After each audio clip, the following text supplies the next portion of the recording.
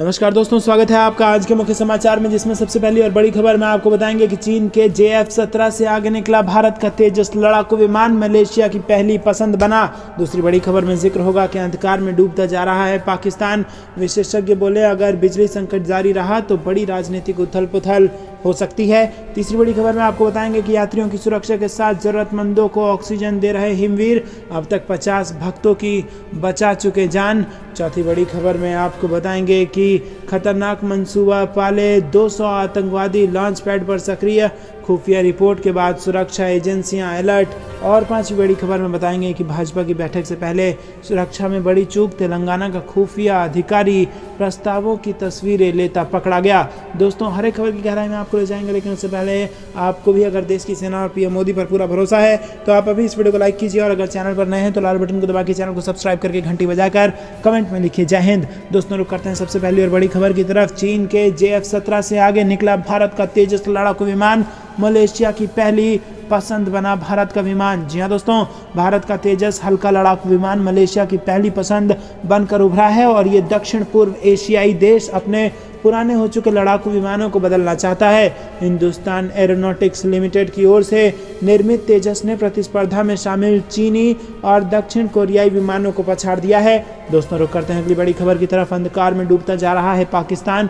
विशेषज्ञ बोले अगर बिजली संकट जारी रहा तो बड़ी राजनीतिक उथल पुथल हो सकती है। जी हां दोस्तों, आपको बता दें कि पाकिस्तान बिजली के गहरे संकट में डूब रहा है, और इसका असर कारोबार और आम लोगों पर अब साफ दिखने लगा है।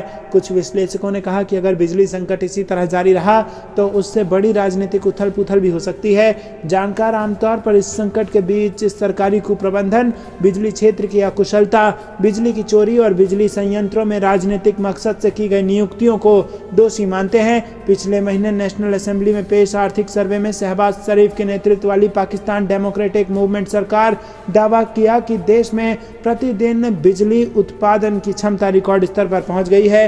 ये क्षमता 41,000 मेगावाट है, और दोस्तों उसके कुछ ही दिनों बाद पोल खुल गई पाकिस्तान की। रुक करते हैं अगली बड़ी खबर की तरफ। यात्रियों की सुरक्षा के साथ जरूरतमंदों को ऑक्सीजन दे रहे हिमवीर, अब तक 50 भक्तों को बचा चुके जान। जी हां दोस्तों, रेस्क्यू अभियान में विशेष प्रशिक्षित बल भारत तिब्बत सीमा पुलिस अमरनाथ यात्रा 2022 की सुरक्षा करने के साथ यात्रा के दौरान ऊंचाई वाले स्थानों पर जरूरतमंद यात्रियों को ऑक्सीजन सहायता प्रदान कर रही है।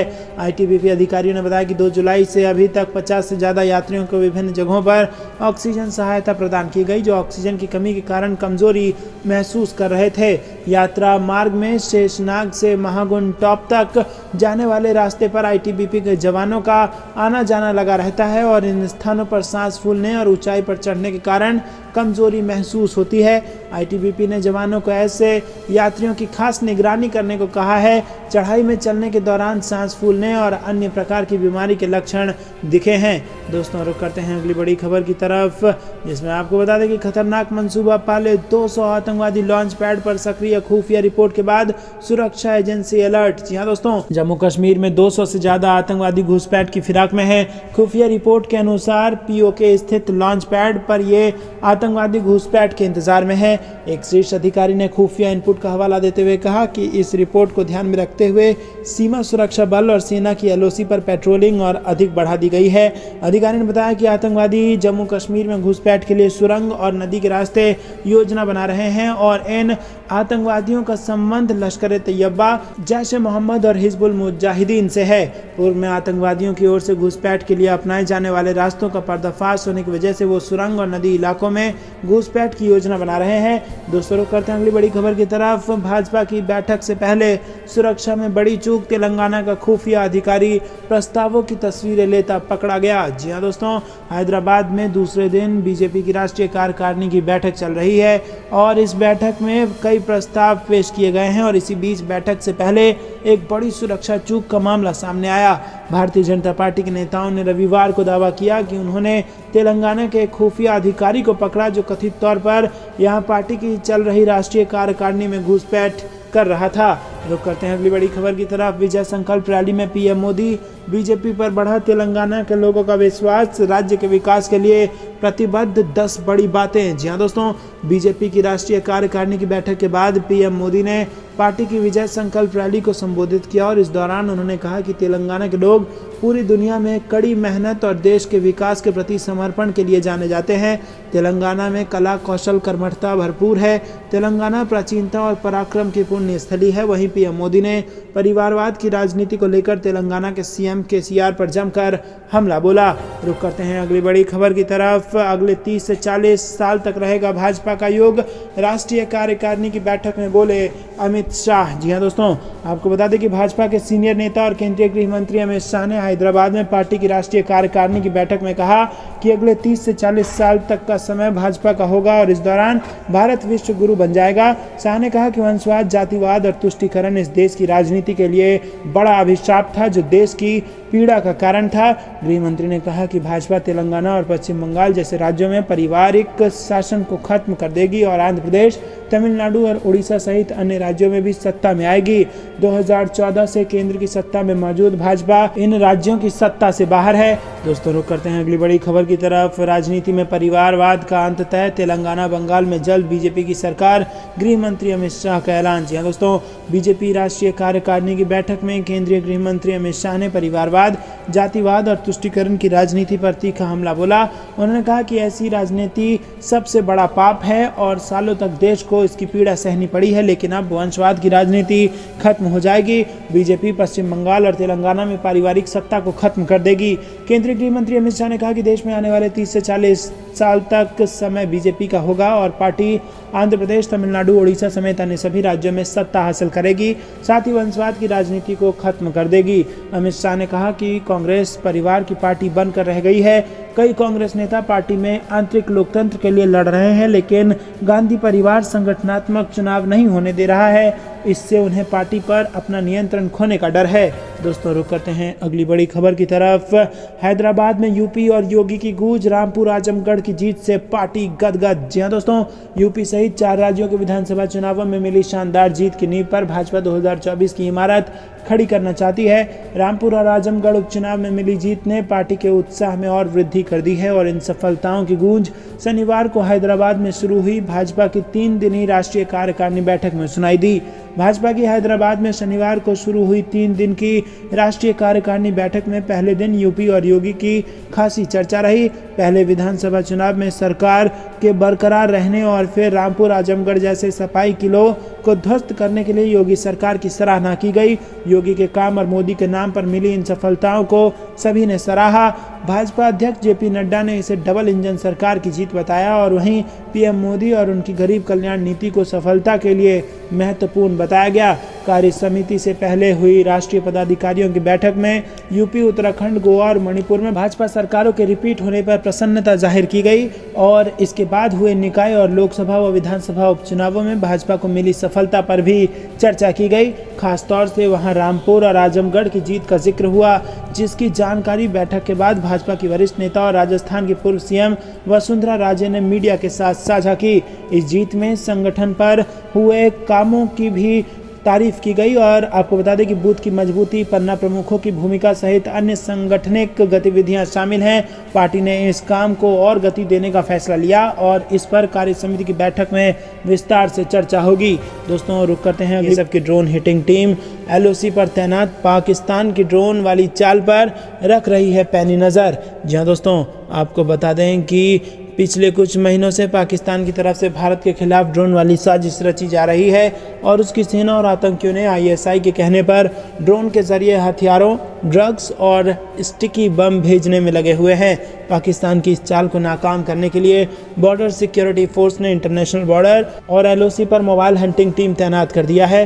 सूत्रों के मुताबिक इस टीम में पूरा एक टेक्निकल विंग होगा जो ड्रोन एक्टिविटी के इनपुट्स के आधार पर एक्शन लेगी। मकसद यही है कि सीमा पर कोई भी दुश्मन ड्रोन अगर नज़र आए तो उसको वहीं पर ध्वस्त करना है। वहीं आपको बता दें दोस्तों कि एजेंसियों के हवाले से जो खबर मिली है उसके हिसाब से पाकिस्तानी ड्रोन से हथियार और ड्रग्स भेजने के लिए आईएसआई ने कई ड्रोन सेंटर एलओसी पर इंटरनेशनल बॉर्डर पर तैयार किया हुआ है।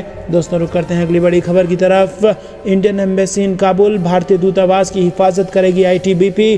काबुल में हिमवीर कमांडो को मिल रही है दोहरी जिम्मेदारी। जी हाँ दोस्तों, अफगानिस्तान में गत वर्ष तालिबान का राज आने के बाद भारत सहित अनेक देशों ने अपने दूतावास बंद कर दिए थे।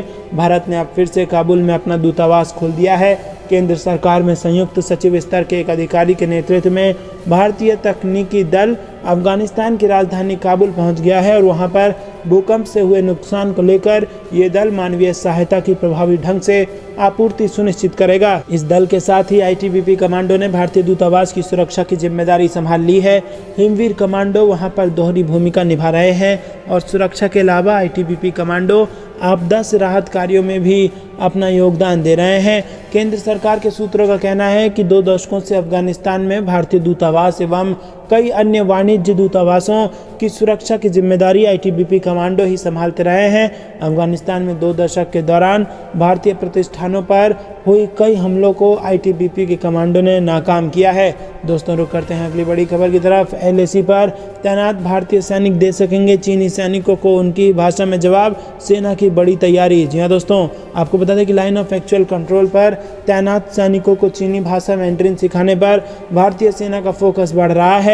आईटीबीपी ने इस दिशा में ज़्यादा तेजी से काम किया है और आईटीबीपी के सैनिक इंडो तिब्बत बॉर्डर पर तैनात हैं और एलएसी पर वो भारतीय सेना के साथ मिलकर पेट्रोलिंग करते हैं। आईटीबीपी का लक्ष्य है कि 2030 तक पूरी फोर्स यानी आईटीबीपी के हर जवान से लेकर ऑफिस तक काम चलाने लायक मैंड्रिन सीख लिया जाए। वहीं दोस्तों आपको बता दें कि भारतीय सेना ने कई सिविल यूनिवर्सिटी और संस्थाओं के साथ टाई अप किया है। रुक करते हैं अगली बड़ी खबर की तरफ, जिसमें आपको बता दें कि सेना के जवानों को मिलेगी 4800 स्नाइपर राइफलें और 78 लाख गोलियां। जी हाँ दोस्तों, यहाँ पर बड़ी खबर, रक्षा मंत्रालय की डिफेंस प्रोक्योरमेंट बोर्ड ने स्नाइपर राइफल खरीदने की मंजूरी दे दी थी और इस बाबत 2016 से पहले भी आरएफआई जारी की गई थी, लेकिन टेंडर प्रक्रिया में अधिक कंपनियों को शामिल करने के लिए एक बार फिर से आरएफआई जारी की गई है। ये आरएफआई बाय इंडिया के तहत जारी की गई है और ये स्नाइपर राइफल भारतीय कंपनियों के लिए ही खरीदी जाएंगी। हालांकि भारतीय कंपनियां इस सौदे के लिए किसी विदेशी कंपनी से भी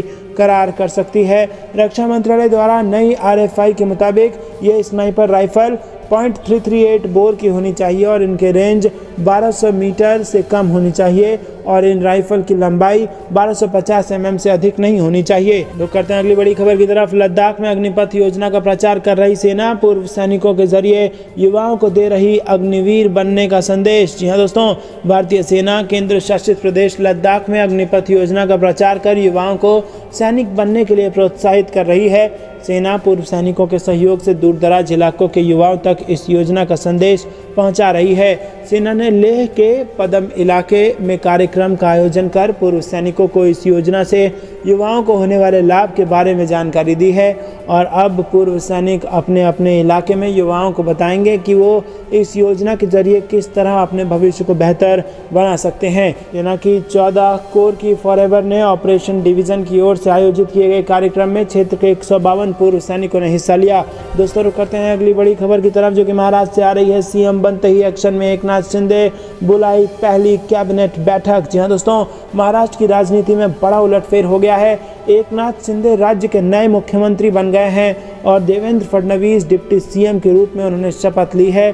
शरद पवार ने प्रेस कॉन्फ्रेंस कर एकनाथ शिंदे को सीएम बनने पर बधाई दी, लेकिन उनकी तरफ से ये भी कहा गया है कि उन्होंने ऐसी कल्पना एक बार भी नहीं की थी कि बीजेपी शिंदे को सीएम पद देने जा रही है। उनके मुताबिक शिंदे गुट के विधायकों की जरूर ये मांग रही होगी। प्रधानमंत्री मोदी ने सीएम एकनाथ शिंदे और डिप्टी सीएम देवेंद्र फडणवीस को बधाई दी है। उन्होंने ट्वीट कर लिखा है कि मैं एकनाथ शिंदे को सीएम बनने पर बधाई देता हूं।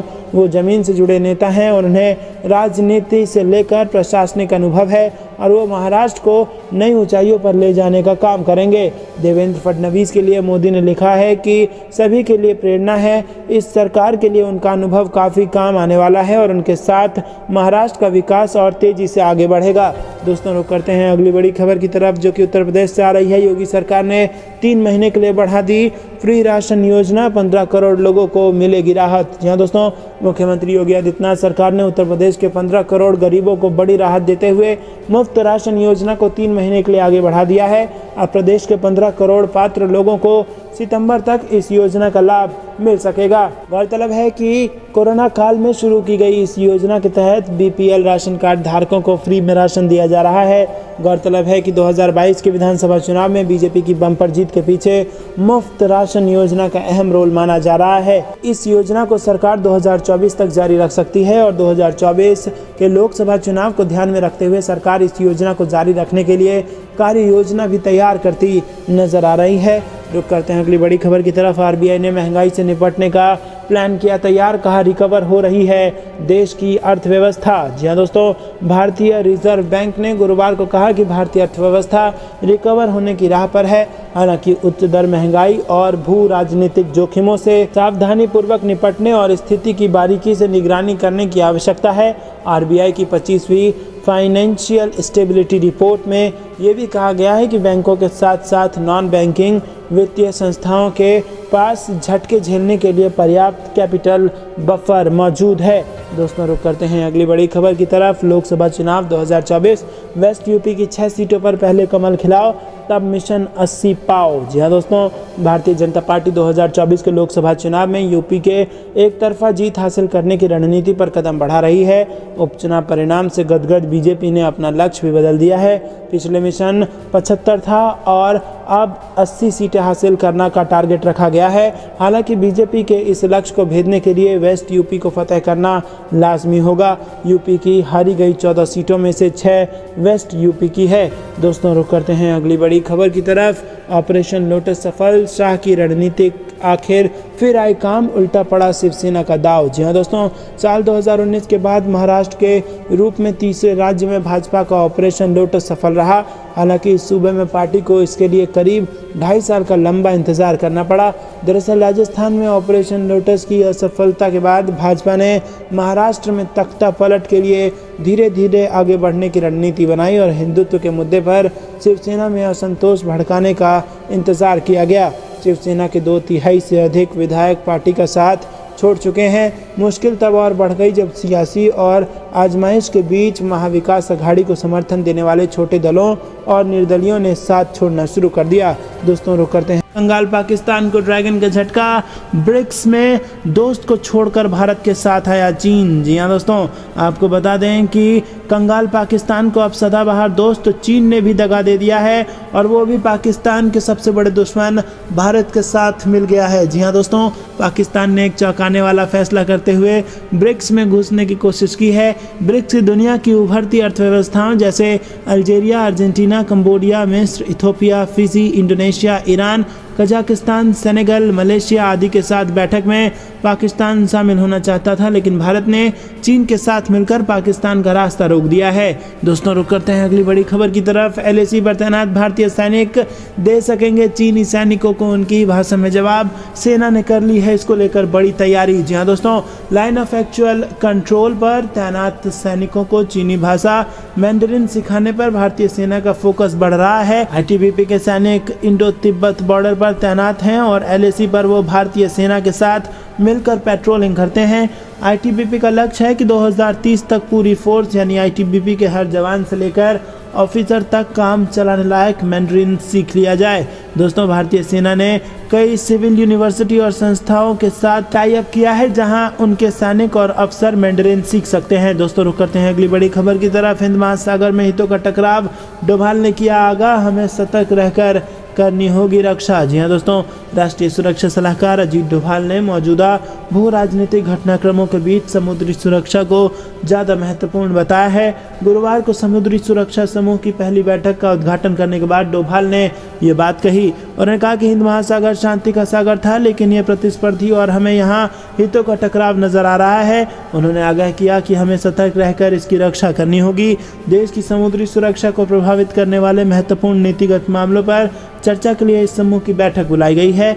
बैठक की अध्यक्षता राष्ट्रीय समुद्री सुरक्षा समन्वयक वाइस एडमिरल रिटायर्ड जी अशोक कुमार ने की।